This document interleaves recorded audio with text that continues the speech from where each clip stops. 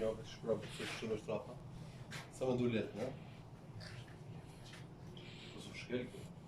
Što škera te duši?